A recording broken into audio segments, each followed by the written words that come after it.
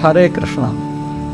Let us understand Bhagavad Gita chapter by chapter, section by section. To begin with, let us offer our prayers to our spiritual master, His Divine Grace, A.C. Bhaktivedanta Swami Prabhupada, the founder Acharya of ISKCON, and to the Supreme Lord. Namo Om Vishnu Padaya Krishna Presthaya Bhutale Srimate Bhakti Vedanta Swami Nitinamine Namaste Saraswate Deve Gauravani Pracharine Nirvishesha Shunyavadi Paschatya Deshatarine Jai Shri Krishna Chaitanya Prabhu Nityananda Shri Advaita Gadadhara Shri Vasadi Gaura Bhakta Vrandam Tapta Kanchana Gaurangi Radhe Vrindavaneshwari Shabhanusute Devi Pranamami Hari Priye He Krishna Karuna Sindho Dina Bandho Jagatpate Gopesha Gopika Kanta Radha Kanta Namostute Hare Krishna Krishna Krishna Hare Hare Hare Rama Rama Rama Hare Hare Om Namo Bhagavate Vasudevaya Om Namo Bhagavate Vasudevaya Om Namo Bhagavate Vasudevaya. Hare Krishna. Today we shall discuss the second section of the second chapter of the Bhagavad Gita. Those who have not seen the previous sections and previous chapter, I request you to go through section by section from chapter 1 and then you can continue watching the other sections. So chronologically, if we watch the section details, then it will be easy to understand the whole context. Irrespective of that, even if you watch any section, it has knowledge, divine knowledge, and it is beneficial to one and all. But the best method is chronologically begin with chapter 1. Chapter 1 has 3 sections, then chapter 2 has 5 sections. So this video is of the second section of the chapter 2. So second section begins with shloka number 11 till shloka number 30, and this section is entitled Sankhya Yoga. Arjuna has now surrendered to Krishna as his disciple, and Krishna was smiling in the battlefield of Kurukshetra looking at Arjuna's surrender, and now he begins his instructions. Lord Krishna says, Shri Bhagavanu Vacha Ashocyananvashocastvam Prajñavadamsha Bhashase Gatasu Nagatasumscha Nanushocanti Pandita. The Blessed Lord said, while speaking learned words, you are mourning for what is not worthy of grief. Those who are wise lament neither for the living nor the dead. Then Lord Krishna says, Natvevaham jatunasam natvam neme janadhipaha nachaivana bhavishyamaha sarve vayamatah param. Never was there a time when I did not exist, nor you, nor all these things, nor in the future shall any of us cease to be. Immediately when Arjuna surrendered to Krishna as his disciple, Krishna says, Ashocyan anvashocastvam. While speaking learned words, Prajñavadamsha Bhashase, Arjuna had given many reasons in the chapter 1, section 3. Why? What happens if we kill all the soldiers who have assembled there? What happens if all the kings die? How the widows, the women will be spoiled and there will be unwanted progeny because of that there will be hellish situation created in this world. And by creating such progeny and being the cause of such degradation in the society, we will go to hell in the future. In that way, Arjuna had given many reasons and he supported his reasons by quoting authorities. So, Krishna is telling that you are speaking learned words, but real learned man will not lament for one who is living and one who is dead. Gatasuna gatasumsha nano shochanti pandita. Real learned man, those who are wise, lament neither for the living nor for the dead. And Krishna further says, Natveva aham jatunasam natvam neme janadipa. Krishna says, never was there a time I did not exist, nor you, nor all these kings, nor in future shall any of us cease to be. So Krishna is telling, I was existing in the past, you were existing in the past, and all these kings and soldiers, they were all existing in the past. And we are all existing now in the present, and we shall continue to exist in the future. Anachaivana bhavishyama sarve vayam atah param. So Krishna is clearly telling that we all were existing in the past, we are existing now in the present, and we shall all exist in the future. So there is no question of lamenting. And then Krishna further instructs Arjuna about the difference between body and soul. Krishna says, Dehinosmin yatha dehe kaumaram yauvanam jara tatha dehantara praptir dhiras tatra namuhyati. As the embodied soul continually passes in this body from boyhood to youth to old age, the soul similarly passes into another body at death. The self-realized soul is not bewildered by such a change. So Arjuna is lamenting because by killing, we lose all these soldiers, we lose all our friends and relatives. So he was lamenting for the destruction of the body. So Krishna is now telling that Dehinosmin yatha dehe kaumaram yauvanam jara. Body undergoes changes from boyhood to youth to old age. Similarly, tata dehantara praptihi. When the body becomes old and useless, the soul gives up this body and enters into one more body. Tata dehantara praptihi. Now, what kind of body will the soul enter after giving up this body? It depends on one's own karmas that Krishna will describe in the future in other chapters. So based on one's activities, one may again take birth in a human form of life, or one may degrade into lower species of life, or one may elevate into heavenly planets, or one may get completely liberated if he has become a pure devotee of Krishna. So many possibilities are there. Some people think that those who die as a human being will continue in the future as again they'll get same human body. That is incorrect. Based on one's karma, we may enter into animal bodies or any other lower species, or we may become even devatas. So it all depends on one's karma. So we will understand this topic more clearly in the other chapters which Krishna describes in very detail. So Krishna is clearly telling that as the body changes, every second we see that the cells are multiplying, old cells are all going away, new cells are all being produced. So every second actually our body is undergoing change. But me as a self remains unchanged. Soul, which is the real person residing in the body, doesn't change, but the body changes.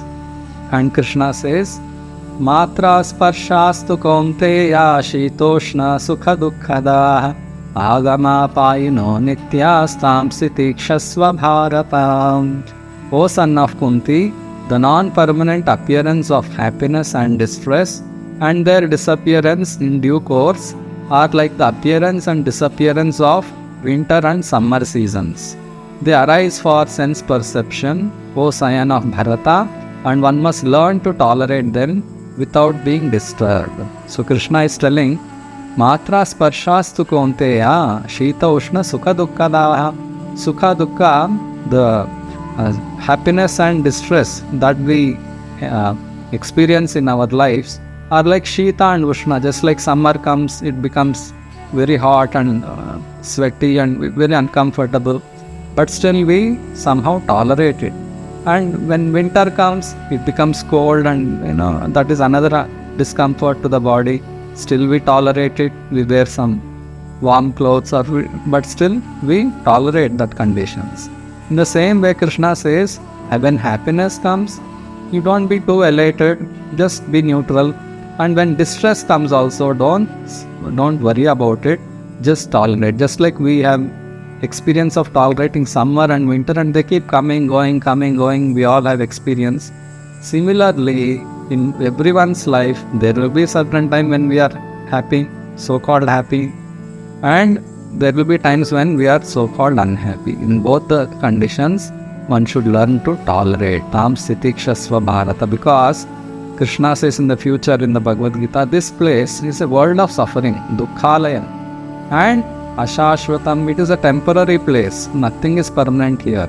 No one is continuously happy here. No one is continuously unhappy here. Based on one's own karmas, sometimes we enjoy material pleasures and sometimes there will be distress. So we should just tolerate and go on. Further, Krishna says, Yam hina vyathayanti ete purusham purusharshabha samadukha sukham dhiram sahamritatvaya kalpate. O best among men, Arjuna, the person who is not disturbed by happiness and distress and is steady in both is certainly eligible for liberation. Yam hina vyathayanti ete purusham purusharshabha. Krishna is addressing Arjuna as the best among men. Purusha Rishabha, you are best among men. And he is surprised how you became disturbed by this situation. Krishna didn't expect Arjuna to lament and overcome by grief. He is telling a person who is not disturbed by happiness and distress, dhira, samadukkaha, who is and is steady in both, is certainly eligible for liberation.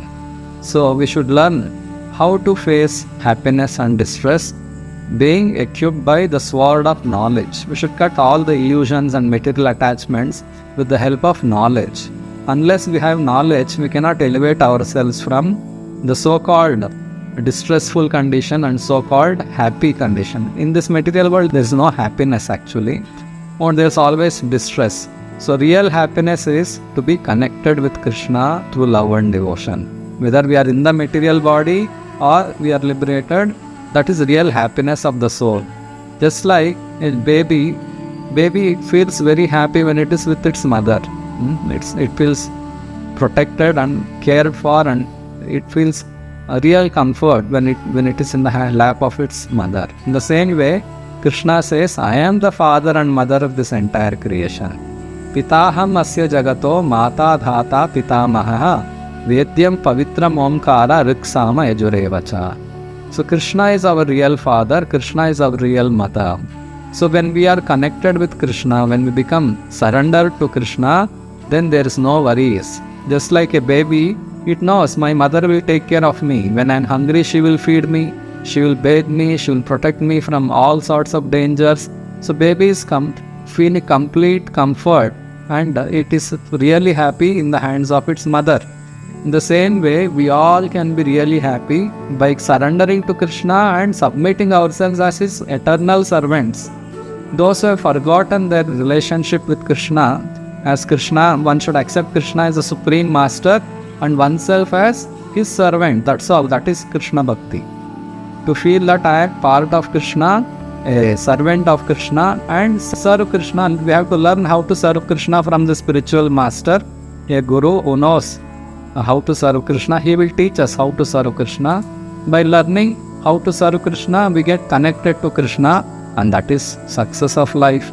So while living in this material world, based on our own past karmas, there will be some time when we will be happy materially, and sometimes there will be distress, material distress. So we should learn to tolerate. And once we practice this type of tolerance, Krishna says such a person is eligible for liberation. So we have to tolerate so-called happiness and distress that we encounter. Further, Krishna says, Na sato vidyate bhavo na bhavo vidyate sataha ubhayorapi drishtontaha tvanayos tattvadarshabhi. Those who are seers of the truth have concluded that of the non-existent there is no endurance, and of the existent there is no cessation. These seers have concluded by studying the nature of both.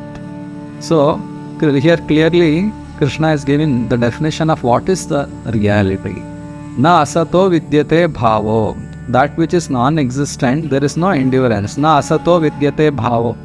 That which is non-existent has no endurance. And na abhavo vidyate sataha. The seers of truth have concluded that of the existent there is no cessation. That which is real will continue forever. That's the meaning of truth. That which is unreal, it will not continue forever. So this is the conclusion of the seers of the truth. So in this material world, anything material is temporary. This material body is temporary. So why we have to lament for the destruction of the body?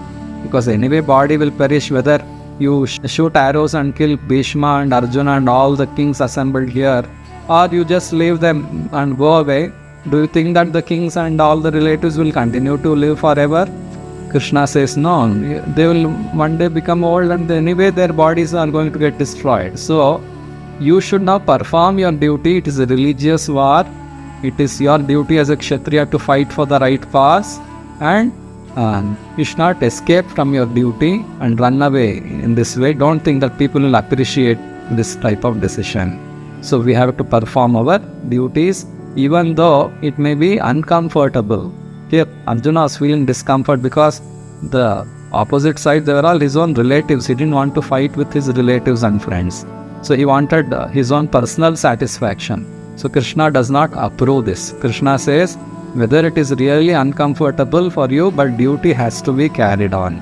Maybe there your guru and there is he may be on the wrong side, and maybe your grandfather, and they may be your relatives, but for the right cause you have to fight with them.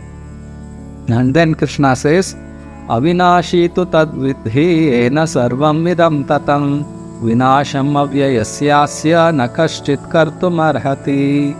Know that which pervades the entire body is indestructible.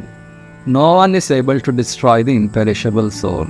So Krishna is now clearly giving the difference between body and the soul. First of all, the symptoms of the soul Krishna is explaining. Avinashi tu tadviti ena sarvam vidam tatam. Soul is invisible to our material eyes. We cannot see the spirit soul. But how to know that there is soul in the body? Krishna says the existence of the soul can be perceived by consciousness which spreads throughout the body. Body minus consciousness is dead body. When the soul leaves this body, then the body immediately starts decomposing, it decays.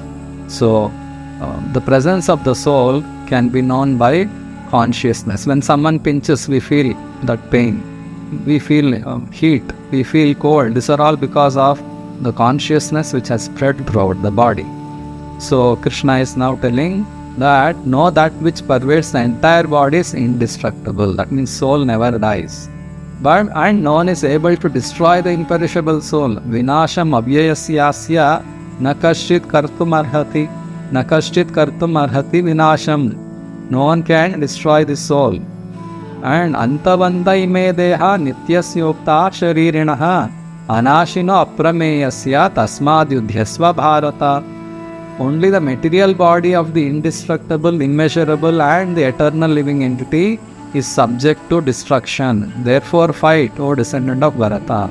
Antavanta ime deha. This deha, it is antavanta, it is subject to destruction. But the soul, nityasyokta shariranaha, is nitya, is eternal, and anashinaha is indestructible, and aprameyasya, it is so tiny that you cannot measure, and it is not of any material dimension. You don't have any instrument to measure. Aprameyasya. So therefore you fight. O descendant of Bharata. Arjuna was descending from a great family heritage from Bharata Maharaj. Krishna did not expect Arjuna to behave in this way. He had his duty to perform. And then Krishna says, Yayenam vetti hantaram nyaschainam manyate hatam ubhautav na vijanito nayam hanti na hanyate. He who thinks that the living entity is the slayer or that he is slain does not understand. One who is in knowledge knows that the self slays not nor is slain. So here clearly Krishna is telling that Yayenam vetti hantaram yaschainam manyate hatam. The one who thinks that the living entity is the slayer or that he is slain, he does not understand actually, because no one can destroy the soul. To think that he has killed someone is actually not right. And one who is in knowledge knows that the self slays not nor is slain. So everything in this material world is happening by the influence of material nature, and the souls helplessly act based on the influence of the gunas in which we are there at that moment. Then, na jayate mriyate va kadachin nayam bhutva bhavita va na bhuyaha ajo nitya shashvato yam purano na anyate hanyamane sharire. Krishna says, for the soul there is never birth nor death, nor having once been does he ever cease to be. He is unborn, eternal, ever-existing, undying and primeval. He is not slain when the body is slain. So clearly Krishna is describing many symptoms of the soul, which is clear that soul lives forever. He is unborn, eternal, ever-existing, undying and primeval. So much Krishna is explaining to convince us that we are different from this material body. Then Krishna says, Veda vinashinam nityam yayenam ajamavyayam katham sa purushah partha kam ghatayati hantikam. O Partha, how can a person who knows that the soul is indestructible, unborn, eternal and immutable kill anyone or cause anyone to kill? So again, the same symptoms of the soul Krishna is describing. Vasamsi jirnani yatha vihaya navani grihnati naroparani tatha sharirani vihaya jirnani anyani samyati navani dehi. As a person puts on new garments, giving up old ones, similarly the soul accepts new material bodies, giving up old and useless ones. So just like we wear this dress, and by repeated wearing there will be some wear and tear, and this dress becomes useless, we just discard it and take a new dress. Similarly, the soul which is residing in the body, it stays as long as the body is healthy, fit and fine. And once the body becomes old, it gives up this material body and takes a new material body. So with an example, Krishna is explaining how the soul changes its body. Then further Krishna says, Nainam chindanti shastrani nainam dahati pavakaha nachainam kledayantyapo nashoshayati marutaha. The soul can never be cut into pieces by any weapon, nor can he be burnt by fire, nor moistened by water, nor withered by wind. So Krishna is describing how soul is different from any material things and how soul is indestructible. Then Krishna says, Achedyoyam madahyoyam akledyo shoshyayevacha nitya sarvagata hasthanur achaloyam sanatanaha. This individual soul is unbreakable and insoluble and can be neither burned nor dried. He is everlasting, all-pervading, unchangeable, immovable and eternally the same. So very clearly Krishna is giving us the symptoms of the soul. Then further Krishna says, Avyaktoyam achintyoyam avikaryoyam uchyate tasmadevam viditvainam nanu shochitum arhasi. It is said that the soul is invisible, inconceivable, immutable and unchangeable. Knowing this, you should not grieve for the body. Further Krishna says, Atachainam nityajatam nityam vamanyase mritam tathapi tvam mahabaho nainam shochitum arhasi. If however you think that the soul is perpetually born and always dies, still you have no reason to lament, O mighty arm. There are some people who believe that body is the cause of everything. They don't think that there is a soul which is different from the body. They think body is everything. Once the body gets destroyed, that's the end of it. So Krishna says, if you think that there is no soul and there's only body here, then anyway one day body gets destroyed, and why should you lament for destroying the body of the kings and other relatives here for the right cause? In fact, we see how every nation spends crores and crores of rupees for fighting and protecting their nation. So in any case, whether you accept that there is a soul which lives forever, which is eternal, or you think that we are only the body, in any case, you have to perform your duty. So Krishna is encouraging Arjuna that you belong to such a great family, as a royal family, Bharata dynasty. And on the mother side, Krishna is telling your Kaunteya, that is also a great family. So on both sides, you have your duty to perform. You belong to this Varnashrama Dharma. At least you believe there is soul and body is different. So why should you worry about the destruction of the body? So Krishna is clearly convincing Arjuna that you should perform your duty irrespective of who is your enemy. Then further Krishna says, Avyaktadini bhutani vyakta madhyani bharata avyakta nidhananyeva tatra kapari devana. All created beings are unmanifest in their beginning, manifest in their interim state, and unmanifest again when they are annihilated.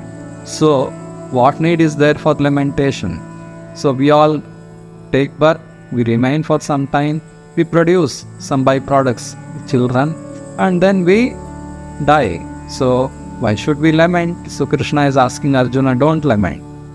Ascharyavat pashyati kaschidenam Ascharyavat vadati tathaiva chanyaha Ascharyavat chainam anyah shrunoti Shrutva pyenam vedana chaiva kaschit. Some look on the soul as amazing, some describe him as amazing, some hear of him as amazing, while others, even after hearing about him, cannot understand him at all. So, it is so, understanding what is soul is actually a difficult subject matter. It's not a subject which is very easily understood. Lord Krishna himself, who is the Supreme Lord, he is explaining what is the soul and he is explaining what are the symptoms of the soul. So that is why this knowledge is called confidential knowledge, because it's not easily understood. And the Supreme Lord himself comes to teach us the reality. And then further Krishna says, his conclusion, Dehi nityam avadhyoyam dehe sarvasya bharata tasmat sarvani bhutani natvam shochitum arhasi. O descendant of Bharata, he who dwells in the body is eternal and can never be slain. Therefore, you need not grieve for any creature. So Krishna is giving his conclusion, Dehi nityam. And the soul who is Dehi, living in this Deha, is nityam, he is eternal. Dehe sarvasya bharata, all the bodies, all living beings, and they are all eternal. Tasmat sarvani bhutani natvam shochitum arhasi. There is no need to grieve for any creature. So Krishna has given his conclusion. So this is the end of the second section. So next we shall see in the third section how Krishna convinces Arjuna not to lament and perform his duty. And in that way we shall understand section by section this chapter. So we shall end here. Hare Krishna.